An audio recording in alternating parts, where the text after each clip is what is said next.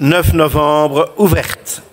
Avant de passer la parole au chef de groupe, je tiens à excuser Madame Nathalie François, Madame Assia Moukas et Madame Katharina Crane. Y a-t-il d'autres personnes? Monsieur Rassas sera en retard, me dit.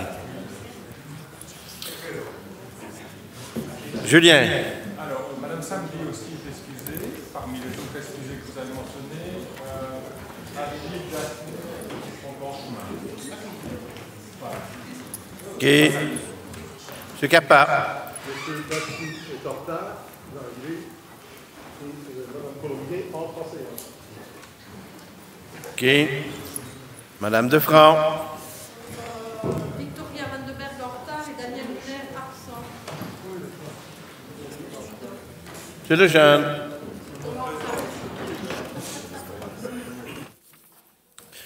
Vous trouverez sur vos bancs l'ordre du jour actualisé de la séance de ce jour.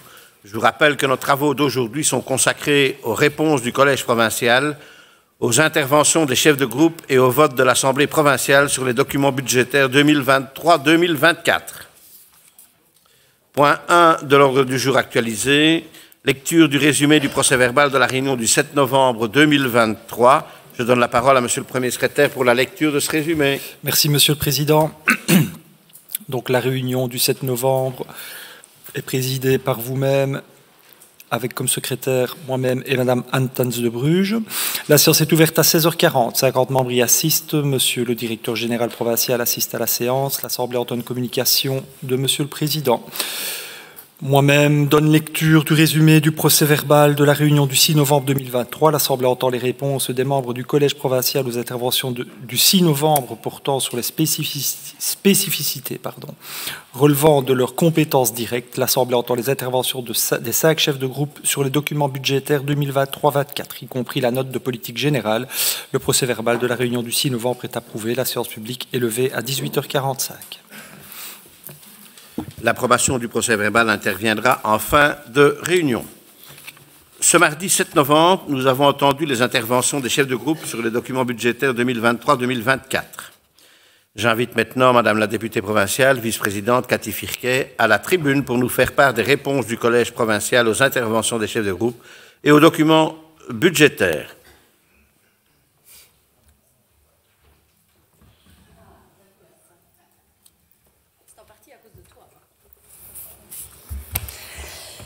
Merci Monsieur le Président.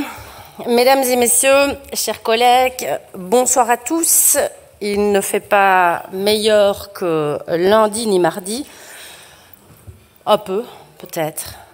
Mais c'est le dernier soir de la semaine budgétaire, donc courage à vous tous. Je vais aller aussi vite que possible, d'abord pour que notre député président ne reprenne pas froid. Et ensuite, car je sais que vous êtes présents un petit peu pour m'écouter, mais davantage sans doute pour le vin chaud qui je pensais serait servi à l'issue de nos débats, mais je sais que certains d'entre vous ont déjà récolté quelques gobelets. C'est donc avec une certaine émotion que je m'adresse à vous ce soir pour ce qui devrait être le dernier véritable budget de la législature 2018-2024. Vous l'avez tous rappelé, ou presque. En effet, les élections provinciales se tiendront dans 11 mois. Ce n'est pas un scoop. Un scoop, par contre, c'est que ce collège pourrait assurer la bonne continuité des services, pourrait être dans l'obligation de proposer un budget 2025 dès septembre. Je rappelle que le prochain conseil provincial sera installé par Saint-Nicolas le 6 décembre 2024, soit 3 semaines avant 2025. Dernier véritable budget, ou avant-dernier budget tout court donc, et je me dois de profiter de ce moment pour remercier l'ensemble des services qui ont œuvré de près ou de loin à l'élaboration des documents budgétaires qui nous occupent depuis quelques débuts de soirée et qui seront donc soumis au vote aujourd'hui. Excusez-moi, il y a un truc là. Voilà. Je vous remercie aussi chacun pour vos interventions de ce mardi et pour les nombreuses questions de lundi qui, soit dit en passant, m'ont épargné et ce n'était pas pour me déplaire. Toutes Ces questions et certainement aussi les critiques étaient un peu inattendues, notamment, et M. Capa l'a rappelé, car les débats en commission ont été relativement rapides, c'est le moins qu'on puisse dire cette année. Très peu de questions, de débats, de prises de position, aucune proposition non plus. Tout est venu cette semaine. Vos interventions étaient pour certains constructives, mais M. Van de Bury, il ne suffit pas d'autoproclamer son intervention de positive pour qu'elle le soit. Votre prise de parole était particulièrement critique, je m'en étonne, et je me suis même surprise à regretter l'intervention de Mme Gaillard de l'année dernière, et je vous rassure, ou je vous assure que ce n'est pas parce que je préférais sa cravate. De 2018 à 2023, c'est donc la 6e fois que j'ai le plaisir de vous parler budget. J'ai parfois pris davantage de hauteur, été plus philosophe, d'autres fois plus politique, d'autres fois encore plus sérieuse, certainement à l'image des chiffres que je vous présentais, eux aussi, parfois plus politiques ou plus sérieux. Ce soir, une promesse d'abord, même si je ne suis pas sûre de la tenir, mais pourtant je sais que ça en rassurait certains. Je tenterai d'être plus courte que les années précédentes. Je vais essayer, mais avec tout ce que vous avez dit mardi, pour citer Monsieur Lejeune, merci déjà de votre compréhension.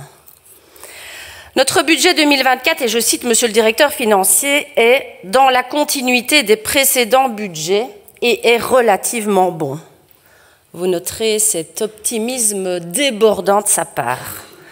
En effet, là où le pessimiste s'arrêtera sur le relativement bon, l'optimiste se rappellera que l'année dernière, je vous parlais d'un budget catastrophique. Je vous parlais également de survivre jusqu'à la prochaine DPR.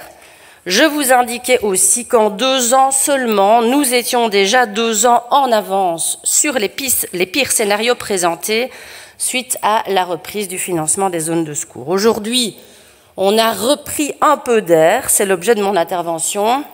Et pour détailler cet optimisme relatif, je m'attarderai sur 7 indicateurs qui ne vous surprendront pas, j'espère. J'expliquerai, illustrerai, argumenterai si besoin ces 7 indicateurs via 4 ou 5 prismes différents. Des réponses à vos questions de mardi, bien sûr, les chiffres objectifs du budget 2024, tels que vous les retrouverez dans les différents documents et tels qu'ils ont été présentés.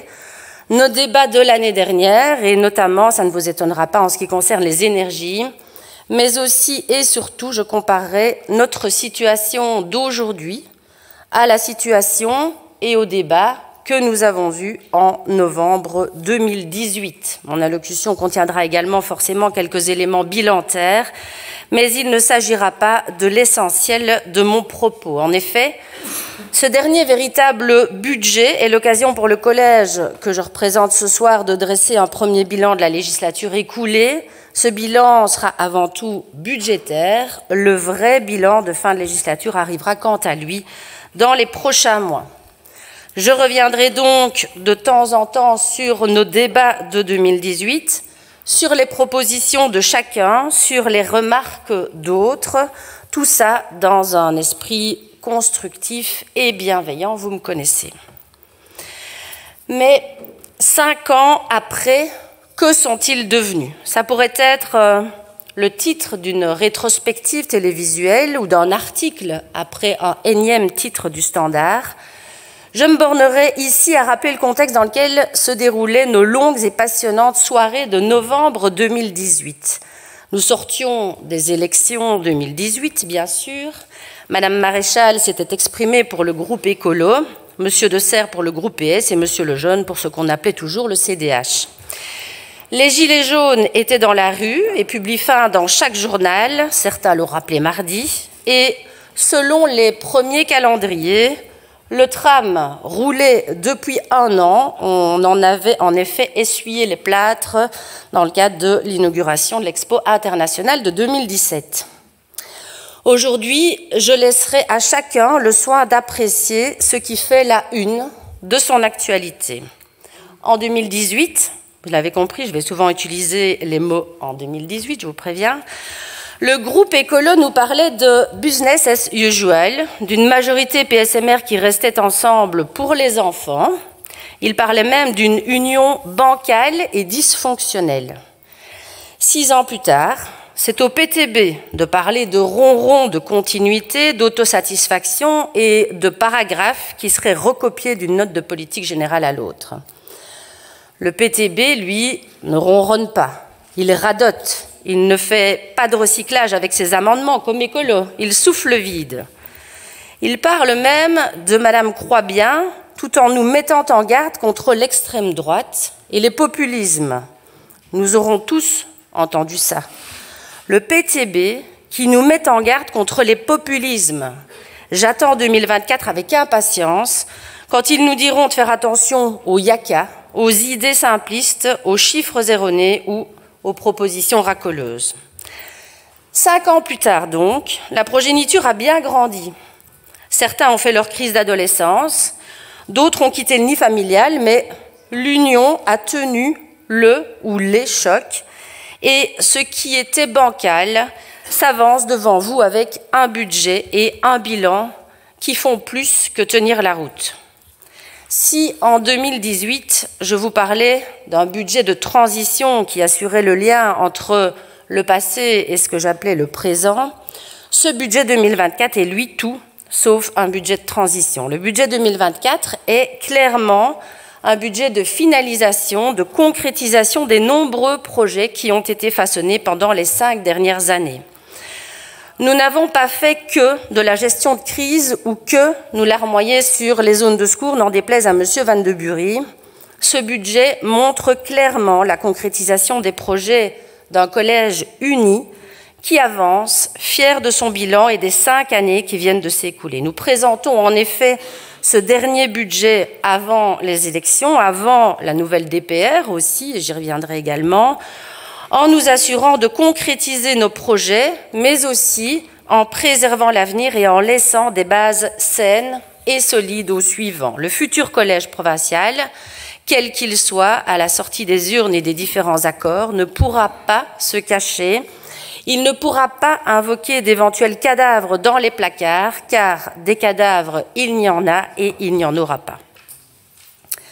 La situation était et reste saine pour cette année et les prochaines années, et j'entre donc dans les 7 indicateurs qui montrent que notre situation d'aujourd'hui est autant sous contrôle qu'elle peut l'être dans le contexte que nous connaissons toutes et tous. Le premier, bien sûr, c'est le personnel. En 2024, les dépenses de personnel représentent 385 millions, soit 6,5 millions de plus qu'au budget initial 2023.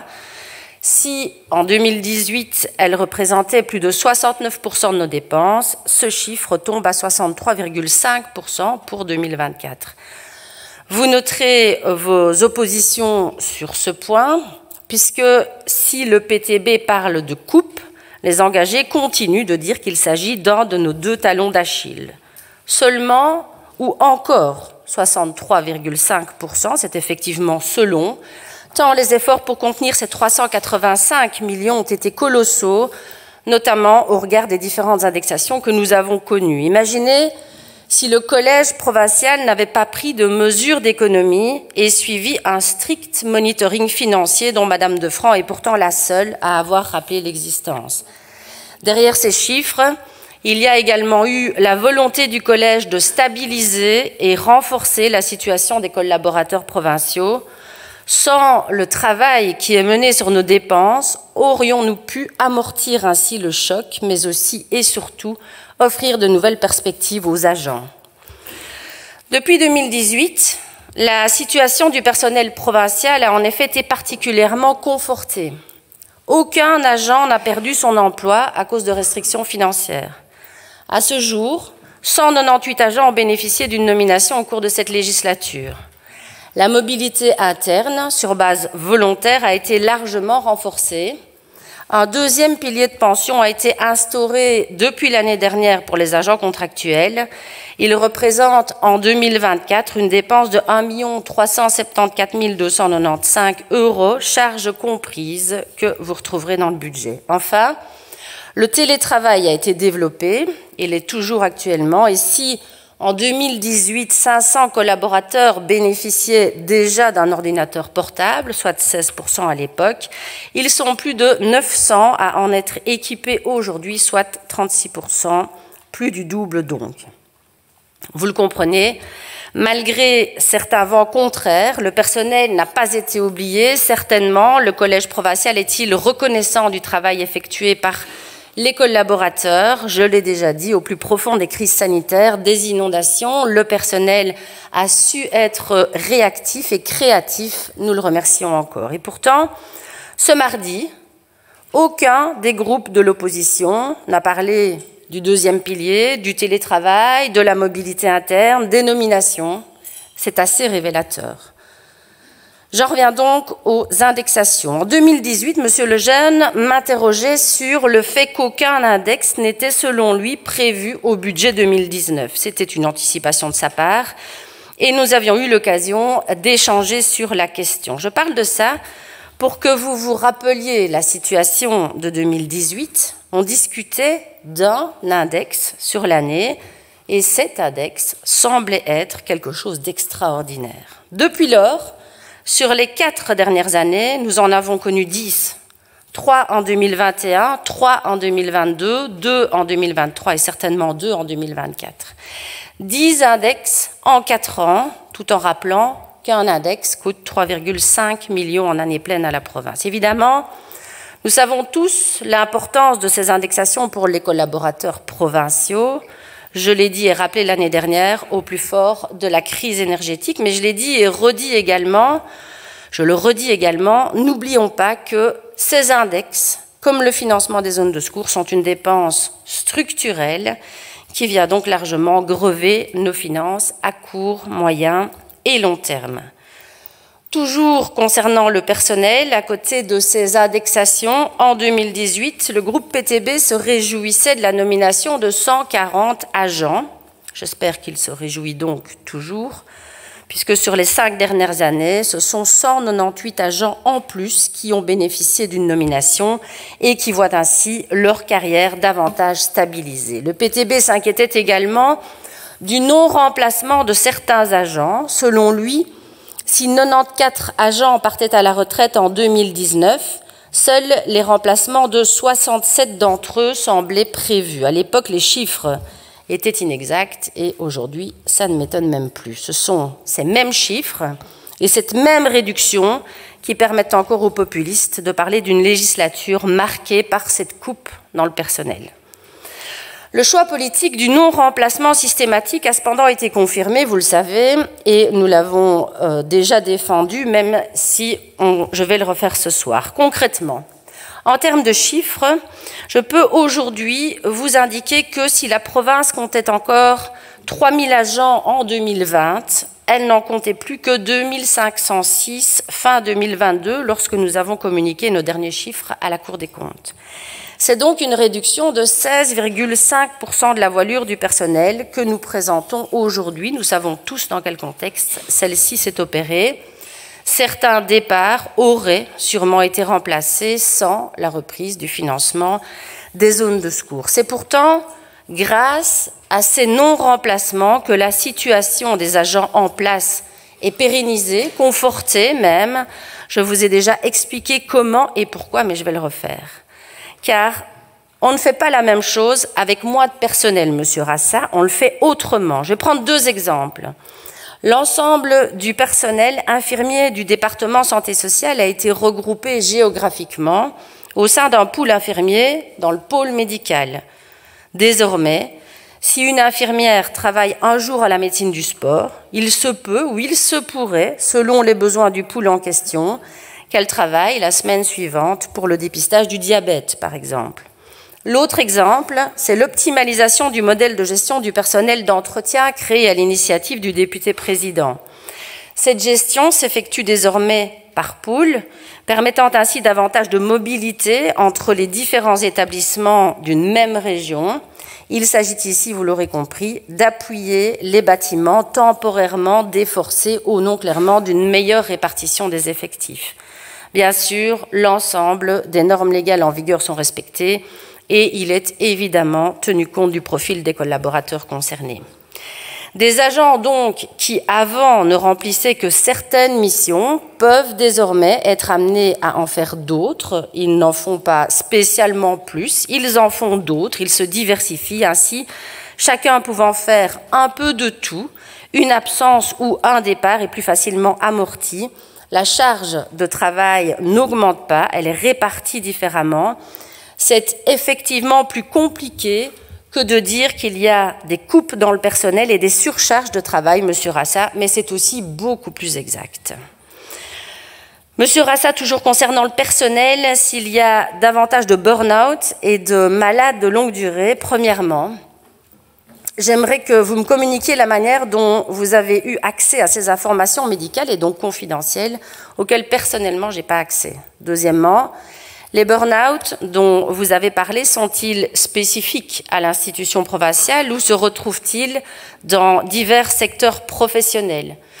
Ne sont-ils pas davantage liés, je vous pose la question, au contexte général que nous connaissons tous et que certains ont rappelé en parlant de gestion de crise depuis 2020? La gestion de crise, elle n'est pas que pour la province, évidemment, elle l'est pour l'ensemble des ménages. Covid, énergie, inondation, dont personne n'a pourtant parlé, tous les ménages ont été touchés de près ou de loin. Et ça aussi, ça touche le moral et la santé des citoyens. À l'inverse, télétravail, deuxième pilier, stabilité d'emploi, ce sont ces arguments qui, je pense, et malgré tout ce qu'on peut dire et entendre sur elle, font que la province de Liège attire encore. Pour preuve, je prendrai simplement les chiffres du dernier examen de recrutement organisé. Il s'adressait aux détenteurs d'un master, les attachés, sans autre forme de distinction. Pour cet examen organisé en juin dernier, 168 candidats se sont inscrits, dont 70 venaient de l'extérieur. 70 personnes, plus d'un tiers, qui espèrent encore entrer à la province pour s'y épanouir professionnellement. 70. Juste pour un seul grade de collaborateur, je ne parle pas d'agent administratif ou technique, la province est encore in et on peut s'en réjouir. Après le personnel, je m'attarderai sur un deuxième indicateur qui montre que la province se porte mieux, se porte bien ou pas si mal, ce sont les énergies. Vous vous en souvenez, on a longuement parlé l'année dernière, lorsque les cours du gaz et de l'électricité étaient au plus haut. La province, grâce aux différents clics réalisés en 2022, a été relativement épargnée par les folles augmentations. Nos dépenses énergétiques ont doublé, ce qui n'est déjà pas rien, là où d'autres pouvoirs publics ou entreprises ont vu ces mêmes dépenses littéralement exploser. Et cette année, le montant diminue même de 500 000 € par rapport au budget initial 2023 pour se stabiliser à 14 millions d'euros. C'est malgré tout toujours plus du double de la situation initiale lorsque nous étions aux environs de 6 millions d'euros. La question de la transition énergétique occupait déjà nos débats du début de législature. Le groupe écolo voulait que la province veille à cette transition de façon transversale dans toutes ses compétences. Le groupe MR rappelait la création à venir de nouveaux parkings d'écovoiturage. Le PTB, lui, regrettait que la province procède par à-coups.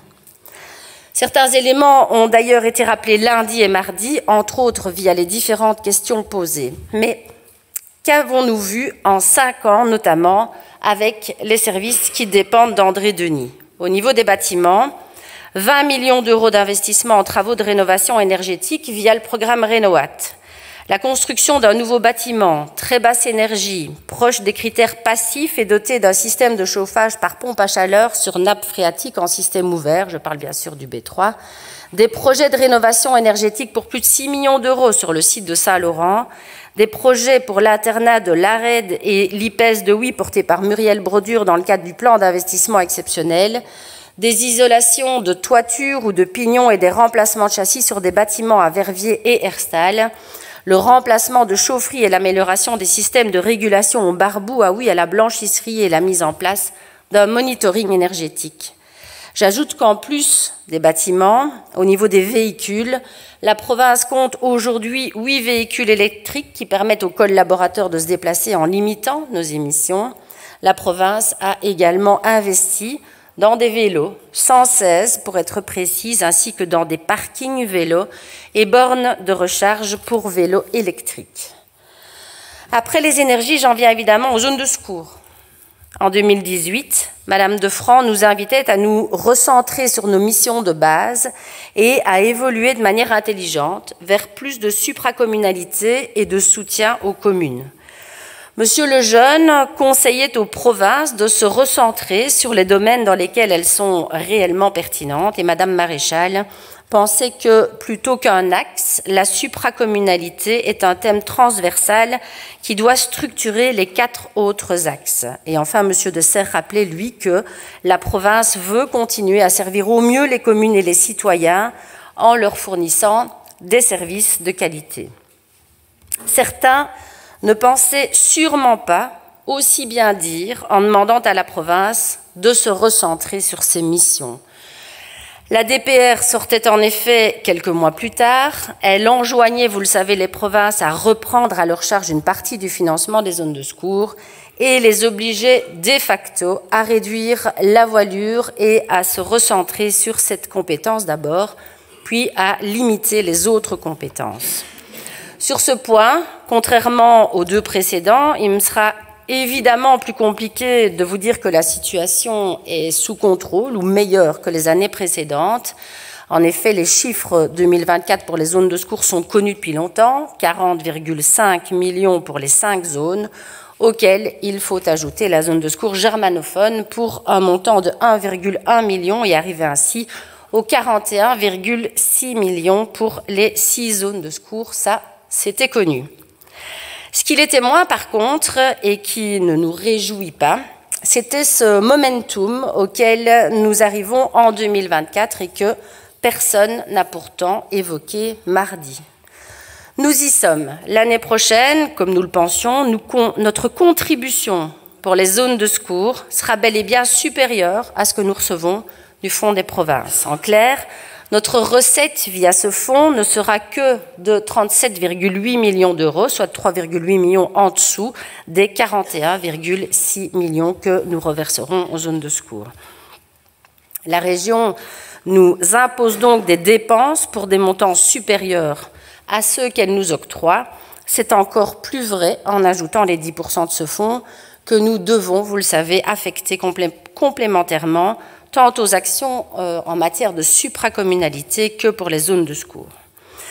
Monsieur Van de Bury pensera peut-être que je viens de me larmoyer, ou pas.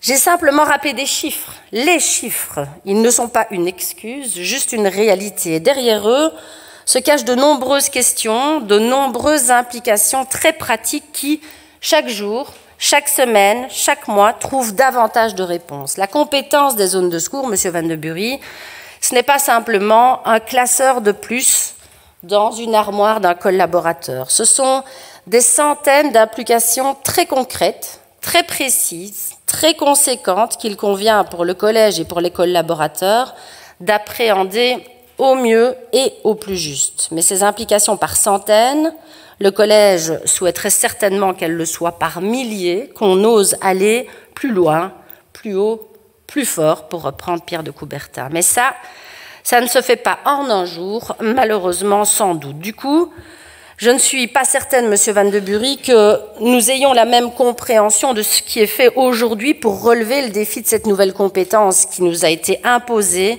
mais dont, je vous rassure, nous cernons tellement bien l'enjeu. Concrètement, un nouveau département a été créé à cet effet, ça n'arrive pas tous les jours, sous l'impulsion et la responsabilité de Luc Gillard. On n'a pas engagé de personnel, on a regroupé les forces déjà en présence. Chaque député, ainsi que le président du Conseil, est affecté à une zone au sein de laquelle il tente, difficilement parfois, c'est vrai, de faire entendre la voix de la province. J'y reviendrai, mais vous savez toutes et tous que certains bourgmestres restent très attachés à cette compétence, même s'ils acceptent volontiers de se décharger de son financement, plus qu'un classeur dans une armoire, donc, Monsieur Van de Bury, je vous assure. La province entend donc pleinement jouer son rôle d'aide aux communes et, via ce financement, soulager les budgets communaux. C'est bien là la philosophie. Le collège provincial souhaite cependant que les villes, communes et zones de secours jouent également le jeu et respectent les mêmes règles. À cet égard, pas besoin de rappeler que l'intervention provinciale est censée soulager les budgets communaux et non être perçue et utilisée pour construire de nouvelles casernes ou combler des investissements oubliés par certains depuis trop longtemps. J'ai donc une demande à tous ceux qui sont présents ici et qui voteront prochainement le budget dans leur commune, s'il vous plaît, vérifiez bien que la contribution de votre commune pour la zone de secours diminue. Vous serez surpris, car je pense que ce n'est pas le cas pour beaucoup. Pour l'avenir, si certains articles de presse évoquent une reprise à 100% des dotations communales, d'autres pensent à l'inverse que le mouvement sera moins rapide. Quoi qu'il en soit, vous le savez, nous le savons, la DPR 2024 sera évidemment cruciale pour notre institution. Si un financement complémentaire devait être demandé, entendez par là au-delà des 60% prévus aujourd'hui, ça aurait diverses répercussions. Premièrement, la survie de l'institution provinciale en l'état serait clairement en question avec les multiples conséquences que ça engendrerait et surtout, il ne pourrait être question que la province paye, mais ne décide rien. En obligeant à une participation provinciale encore plus grande, le prochain gouvernement, compétent ou non sur la matière, devrait formellement transférer un pouvoir de décision aux provinces, que cela s'accompagne ou non d'une responsabilité accrue, mais la province ne pourra pas juste payer pour les communes sans disposer d'un minimum de droits de regard formalisés, notamment sur les mises en commun qui devraient être imposées et opérationnalisées. Comme le disait Monsieur Lejeune, c'est au niveau wallon ou au niveau fédéral que cette question sera tranchée. Nous devrons être unis à cet égard et j'y reviendrai. Cela étant, les plus anciens d'entre nous se souviendront de la formule usitée par certains dans cet hémicycle « qui paye décide ». Elle reprend des couleurs. Et puis souvenez-vous, pour les plus anciens aussi, en 2015, la province avait mandaté la société BDO pour auditer le fonctionnement des zones de secours, traçant la perspective d'évoluer en termes de performance par la mutualisation des forces et donc des coûts. Je suis convaincue, et ici je n'engage que moi, que ce débat autour d'une zone unique devra être repris bien au-delà des guéguerres de képi pour optimaliser l'offre de services, un service ô combien important puisqu'il sort systématiquement ses effets dans des moments pénibles et compliqués à vivre par des victimes. Si cette aide aux communes se matérialise via la reprise du financement des zones de secours, qui, et je fais une parenthèse, est aussi un subside, M. Rassa, il faudra lui expliquer, donc je comprends difficilement que M. Rassa ait pu affirmer que les subsides diminuaient avec ce surplus de 41 millions, cette même aide aux communes, aux associations et aux citoyens se concrétise aussi via les différents subsides que la province octroie. Au budget 2024, les dépenses de transfert, dont les subsides mais sans les zones de secours, représentent encore 18,5 millions d'euros. Ce sera mon 4e indicateur pour souligner le travail de l'institution provinciale. En 2018, Écolo plaidait en effet pour que les choix de soutien répondent à des critères objectifs, clairs et compréhensibles par tous. Le PTB plaidait, lui, pour que la province investisse plus activement dans la médecine de première ligne et de prévention en venant en aide au réseau des maisons médicales. Il se plaint cette année d'une diminution supposée de ces subsides. Pendant cette législature, il a parfois été compliqué de faire comprendre aux responsables communaux que la province ne pouvait plus se permettre d'octroyer des subsides comme elle l'aurait peut-être fait avant ou d'organiser des événements aux 4 coins de la province. Bref, de répondre favorablement à la majorité des demandes qui lui parvenaient. Tout est désormais analysé, scruté, chaque euro est compté. Ce que nous versons pour les zones de secours et donc indirectement aux communes, nous ne pouvons pas ou plus l'octroyer aussi facilement par ailleurs. Mais malgré tout, nous continuons de répondre aux réels besoins des citoyens, des associations, des clubs ou des communes en menant une politique volontariste et transparente. En termes de transparence, pour Écolo, je ne prendrai que l'exemple des subventions en sport via lesquelles les clubs de football demandeurs reçoivent en toute transparence une subvention en fonction de leur label octroyé par la CFF, ni plus ni moins, ACFF, Fédération francophone de foot. En ce qui concerne le PTB et les maisons médicales maintenant, j'en profite d'ailleurs pour remercier les collaborateurs qui m'ont permis de vous présenter ces données. Ils m'ont eux-mêmes confié qu'ils n'en revenaient pas des montants qu'ils me communiquaient et que je vais évoquer. Mesdames et messieurs, malgré la situation financière compliquée de notre institution, plus de 4,1 millions d'euros ont été octroyés depuis 2018 via des subventions en santé et en social. Vous trouverez les montants des autres départements dans le budget ou dans les rapports d'activité. Je vous invite vraiment à les éplucher.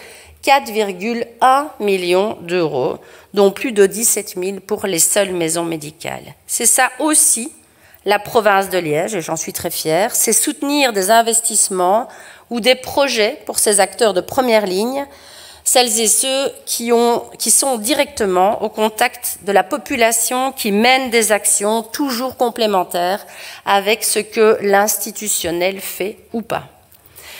Pour financer ces différentes dépenses, il faut bien sûr des recettes. Les CAPI seront donc le 5e indicateur sur lequel je voudrais m'arrêter. Vous aurez lu dans les documents budgétaires qu'au niveau des recettes fiscales attendues pour 2024, les CAPI s'élèvent à plus de 247 millions.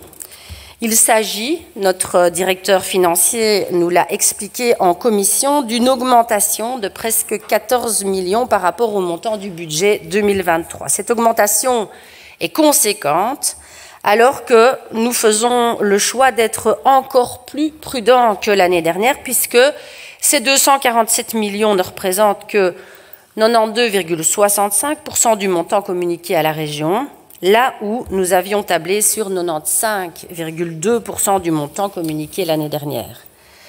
Ces CAPI ont fait l'objet de plusieurs remarques depuis 2018, quand vous étiez nombreux à en parler, notamment sur le fait que le taux soit supérieur à celui recommandé par la région.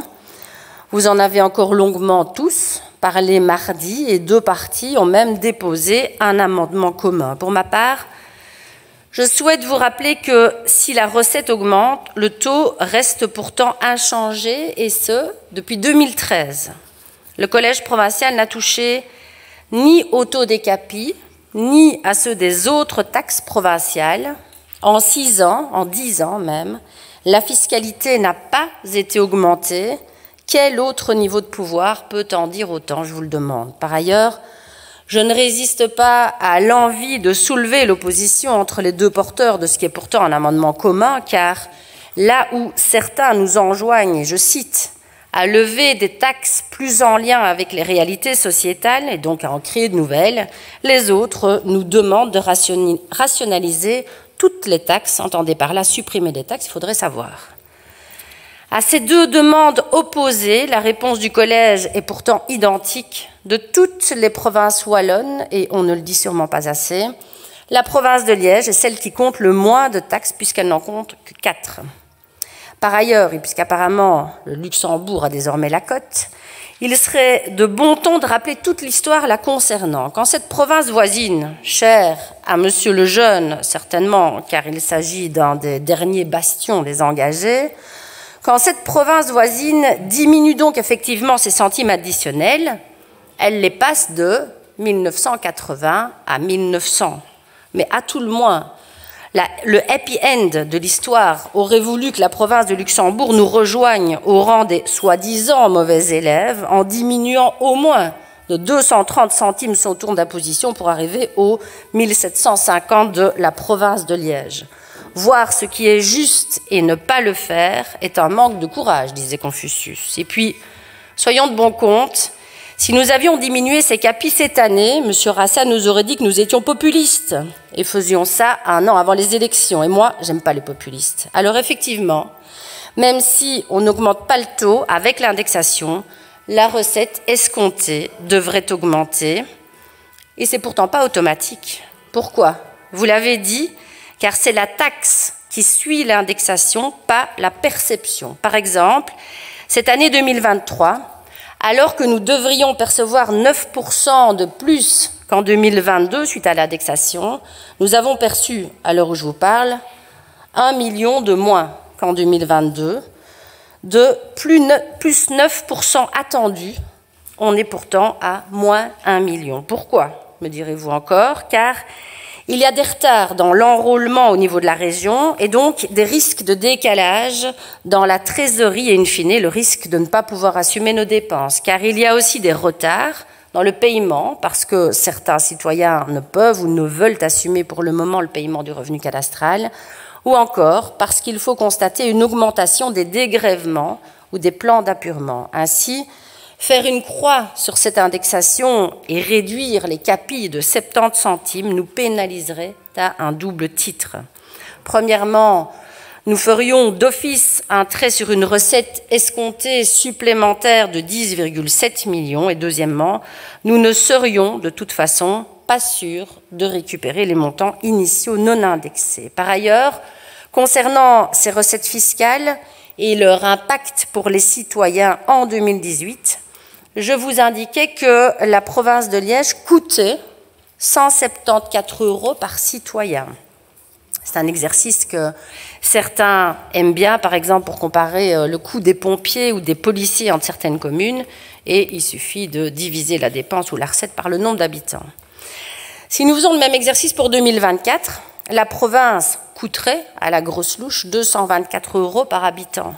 On passerait ainsi de 174 € à 224 €, 50 € de plus donc, ce qui donne une sérieuse augmentation, je vous l'accorde. Cependant, si on parle ici d'augmentation dans le même temps, les dépenses liées aux zones de secours représentent, selon le même calcul, 37 € par habitant. Des subsides, M. Rassa, il faudra lui expliquer, ce sont des subsides. Ce sont 37 € que la province reverse en dépenses de transfert aux zones de secours à la place des villes et communes. Donc, en clair, d'autres niveaux de pouvoir économisent grâce à nous. Autrement dit, ils bénéficient, eux, d'une diminution grâce à la province.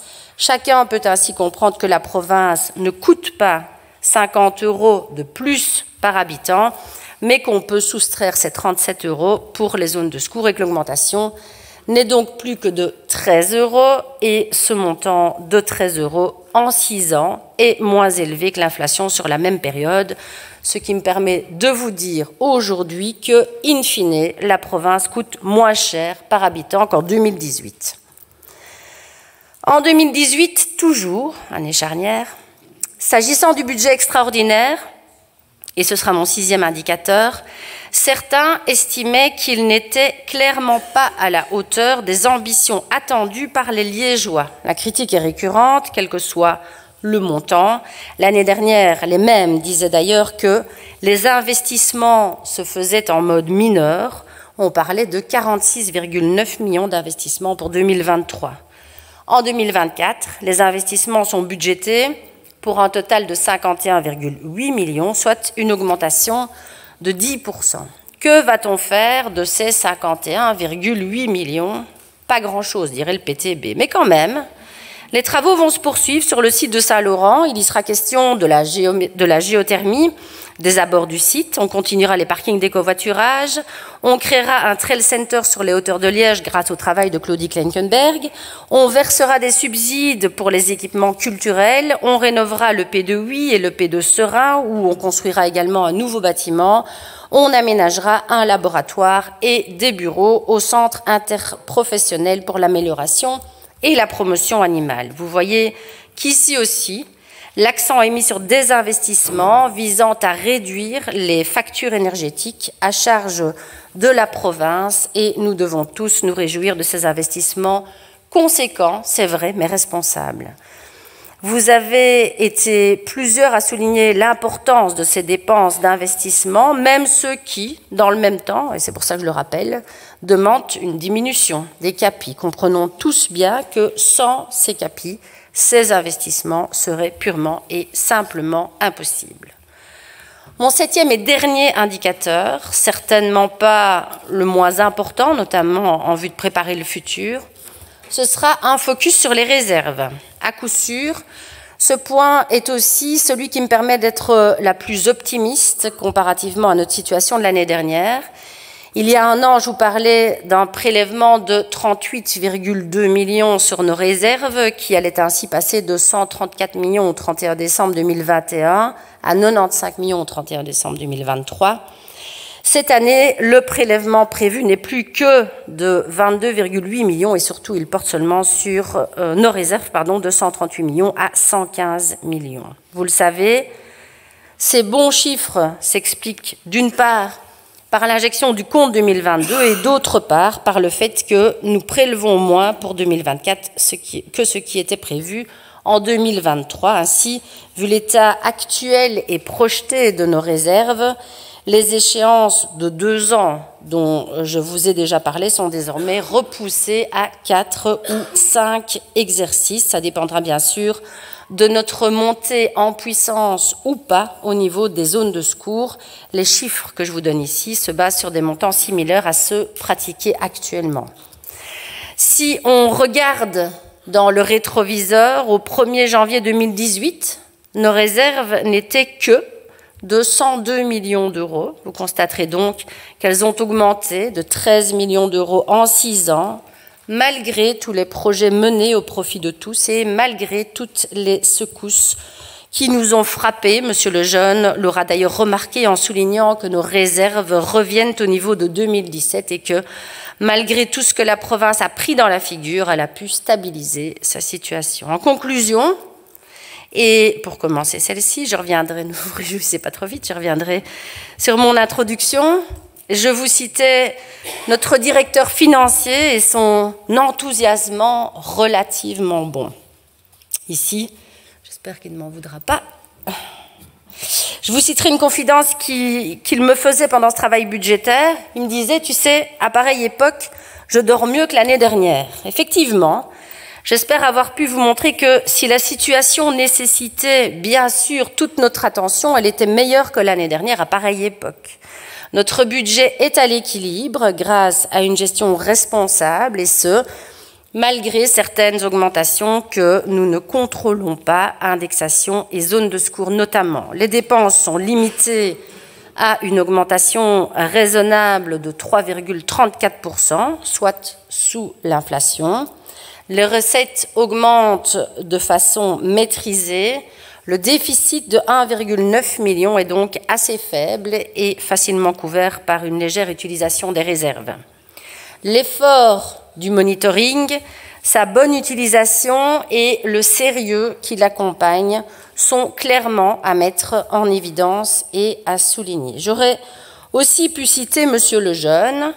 Le collège sera parvenu à faire face aux nouvelles impositions et aux impondérables et sortir de charge avec un état financier plus enviable que d'autres institutions, nous disait-il. C'est exactement ça, exactement ce que je disais en introduction. Il n'y a pas de cadavre et aucun placard pour la prochaine législature. Cela étant, et sans surprise, il y a cependant un mais. Le risque de déficit structurel suite à la reprise du financement des zones de secours est plus que jamais présent. Nous devrons être vigilants dès la campagne électorale et dès la rédaction de la prochaine DPR, chacun avec nos leviers d'action, avec nos sensibilités, avec nos relations. Nous devrons nous assurer de l'avenir de l'institution provinciale, non pas pour elle-même, mais pour les projets qu'elle porte et les réponses qu'elle offre à chacune et chacun. Je retiendrai encore une chose de votre intervention, Monsieur Lejeune, c'est pour ça que le texte était si long. La plus-value provinciale pour le citoyen doit être plus visible et plus lisible, avez-vous dit, et je pense que nous pouvons tous vous rejoindre. En ce sens, je reste persuadée que le collège n'a pas choisi, M. Van de Bury, de se larmoyer devant la reprise du financement des zones de secours. Ça fait plusieurs années que, comme vous, j'indique que cette reprise doit être vue comme une opportunité de nous recentrer sur certaines missions essentielles. Le collège en est unanimement convaincu et l'axe supracommunal que vous avez tant défendu mardi est d'ailleurs le ciment du nouveau département des relations avec les territoires, les villes et les communes. J'ai relu le texte que vous avez transmis au service mardi, M. Van de Bury, et je vous avoue que pour être certaine de ce que j'avais bien entendu, j'ai dû revisionner la vidéo de votre intervention sur YouTube car je ne retrouvais pas un passage. J'ai compris pourquoi. Parce que vous êtes sorti de votre texte, et c'est très bien, car oralement, vous avez dit, je ne vais pas dire que vous avez rappelé, non, vous avez dit que vous étiez des défenseurs de l'évolution de la province. Oui, nous, les défenseurs de l'évolution de la province, je n'ai pas prononcé suppression, j'ai dit évolution, avez-vous souligné. Alléluia, comme dirait Monsieur Lejeune, le groupe écolo de la province prend enfin une sensibilité principautaire. Et comme nous tous, ose s'émanciper quelque peu de la ligne de son parti. En effet, une collaboratrice, que je remercie d'ailleurs, elle se reconnaîtra, m'écrivait après votre intervention et me rappelait un article publié dans Le Soir du 2 novembre dernier, qui indiquait que le seul parti à clairement s'affirmer pour une suppression des provinces était écolo. Je vois que, en tout cas à Liège, ça a changé, je m'en réjouis. Je ferai parvenir l'article si vous voulez. Vous avez l'air dubitatif. Enfin, vous avez changé d'avis, c'est principal. En 2018, le CDH, oui, rappelait 3 objectifs qui lui tenaient à cœur. Miser sur des entités locales modernes, performantes et durables, investir dans la formation et changer en profondeur le mode de gouvernance. N'est-ce pas ce qui a été fait depuis 6 ans ? N'est-ce pas ce qui devrait être poursuivi? Des entités locales fortes, modernes, performantes et durables. Le PTB, lui, voulait continuer à défendre une province qui réponde aux urgences sociales, environnementales, éthiques et démocratiques. Qu'avons-nous fait d'autre? Je vous rappelais pour ma part qu'en 2018, à tous, la province peut, à un moment ou à un autre, directement ou indirectement, à travers un organisme ou une action subventionnée, offrir un service, une aide ou simplement une opportunité. Ce raisonnement n'en est que plus vrai aujourd'hui. Si demain, votre maison prend feu, si demain, vous appelez une ambulance et que c'est une zone de secours qui vous l'envoie, rappelez-vous que ce pompier ou cet ambulancier, que son matériel, que ce service qui vous sera rendu, l'est aussi en partie grâce à la province. Il faut le dire aux citoyens tous les jours. Les pompiers, c'est un petit peu votre commune et un peu plus chaque année la province. C'est une réalité, il faut l'expliquer pour que tout le monde en prenne conscience et comprenne mieux la plus-value de notre niveau de pouvoir. C'est ça aussi la visibilité provinciale, la plus-value dont nous avons été nombreux à parler. Si même écolo est désormais convaincu de ce nécessaire maintien avec évolution de l'institution provinciale, gageons que ceux d'entre nous qui seront en lice lors du prochain scrutin auront à cœur d'apprécier, en cas de renouvellement de leur mandat évidemment, les options prises pour assurer le lien entre les ambitions passées, les projets en cours et le futur. Quoi qu'il en soit, j'aimerais terminer en vous demandant de lever les yeux et de vous focaliser sur la devise qui figure fièrement au-dessus de cette tribune. L'union fait la force. Je suis persuadée que c'est en s'alliant tous et en associant nos forces que l'on peut vaincre ou convaincre. Qu'on ait cité Marx mardi pour le PTB ou qu'on ait cité Darwin en oubliant Adam et Ève pour les engager, chacun, nous devrons rappeler la plus-value de cette institution pour nos citoyens. L'union fait la force, s'emploie pour souligner la nécessité de rester unis pour lutter ou combattre. Ces 6 dernières années, c'est ce que la majorité PS-MR a fait et a bien fait. J'ajoute que je suis fière de faire partie de cette majorité, de ce collège et de défendre ce bilan avec mes 4 collègues. Je vous remercie pour votre attention.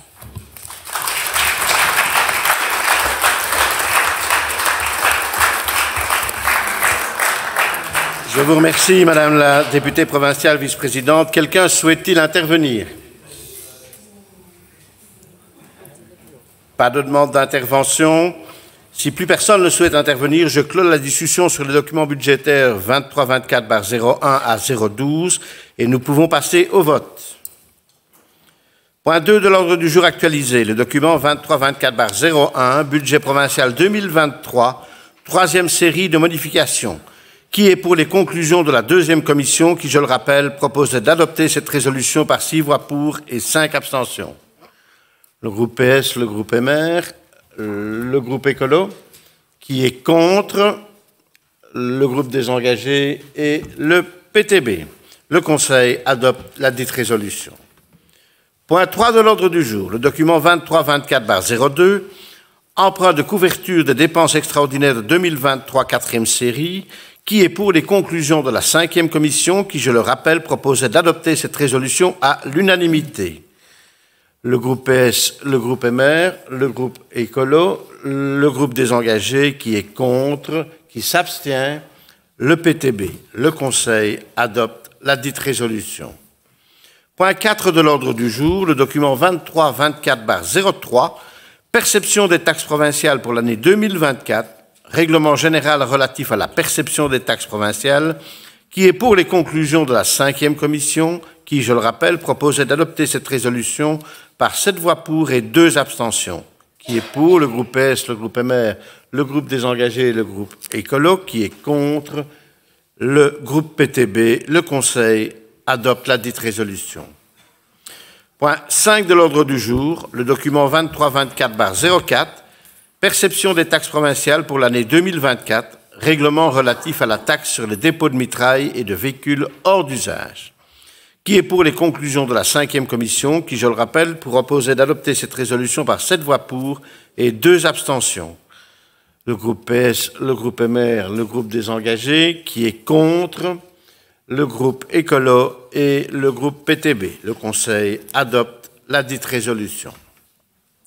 Point 6 de l'ordre du jour, le document 23-24/05, perception des taxes provinciales pour l'année 2024, règlement relatif à la taxe sur les véhicules isolés hors d'usage, qui est pour les conclusions de la cinquième commission, qui, je le rappelle, proposait d'adopter cette résolution par 7 voix pour et 2 abstentions.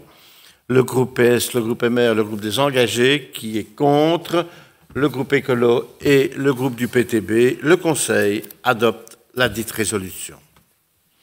Point 7 de l'ordre du jour, le document 23-24/06, perception des taxes provinciales pour l'année 2024, règlement relatif à la taxe sur les établissements bancaires, qui est pour les conclusions de la cinquième commission, qui, je le rappelle, proposait d'adopter cette résolution par 7 voix pour et 2 voix contre, qui est pour, le groupe PS, le groupe MR, le groupe des engagés, qui est contre, Écolo et le groupe PTB. Le Conseil adopte la dite résolution.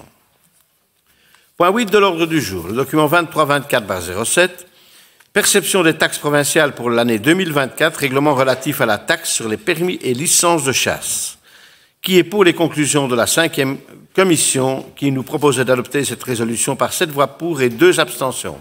Le groupe PS, le groupe MR, le groupe des engagés, qui est contre, le groupe Écolo et le groupe PTB. Le Conseil adopte la dite résolution. Point 9 de l'ordre du jour, le document 23-24/08, perception des taxes provinciales pour l'année 2024, règlement relatif à la taxe sur les établissements dangereux, insalubres ou incommodes, ainsi que sur les établissements soumis au décret relatif au permis d'environnement, qui est pour les conclusions de la cinquième commission, qui proposait d'adopter cette résolution par 7 voix pour et 2 abstentions. Le groupe PS, le groupe MR, le groupe des engagés, qui est contre, les Écolos et le groupe PTB. Le Conseil adopte la dite résolution. Le point 10 de l'ordre du jour, le document 23-24/09, perception des taxes provinciales pour l'année 2024, règlement relatif aux exonérations en faveur d'activités industrielles nouvelles, qui est pour les conclusions de la cinquième commission, qui, je le rappelle, proposait d'adopter cette résolution par 7 voix pour et 2 abstentions. Le groupe PS, le groupe MR, qui est contre, le groupe Écolo, le PTB et le groupe des engagés. Le Conseil adopte la dite résolution.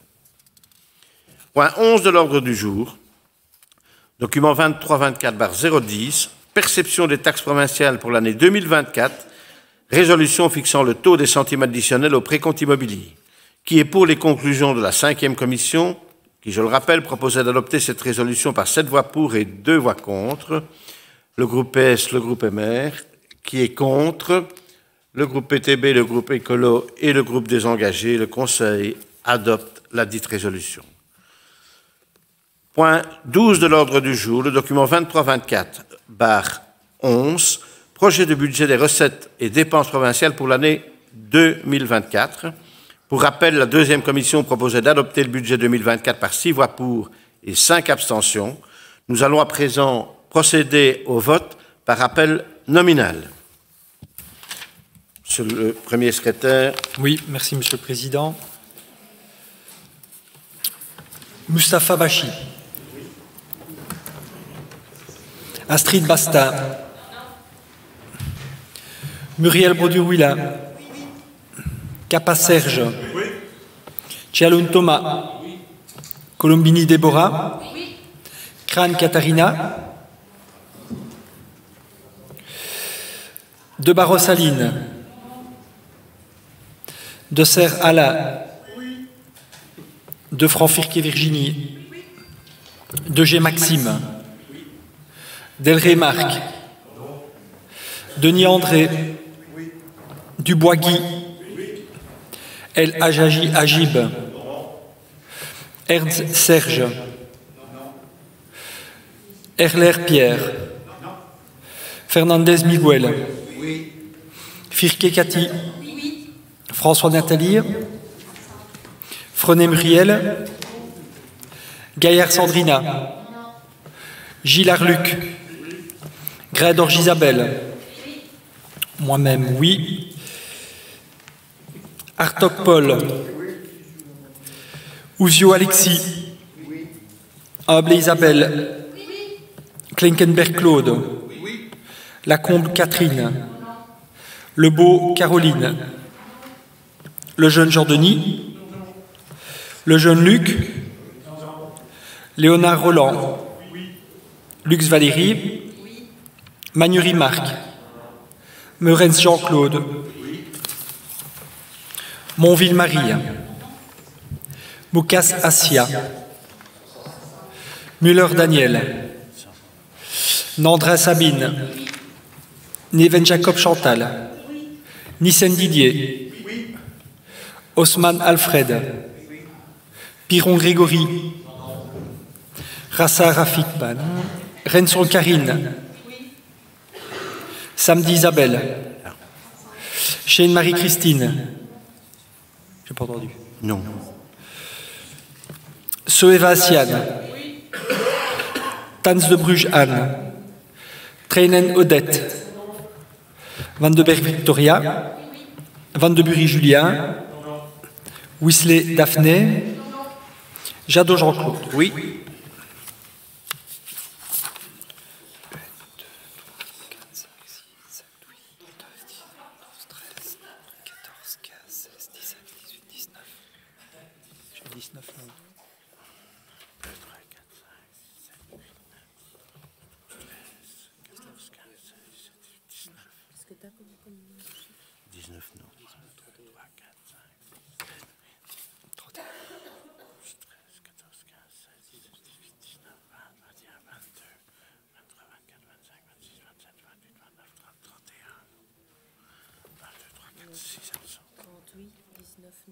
Et 6 absents. Ouais. 31, 19. 31, c'est ça? 31. Le résultat du vote, 31 oui, 19 non, soit 50 votants. Le Conseil adopte la dite résolution.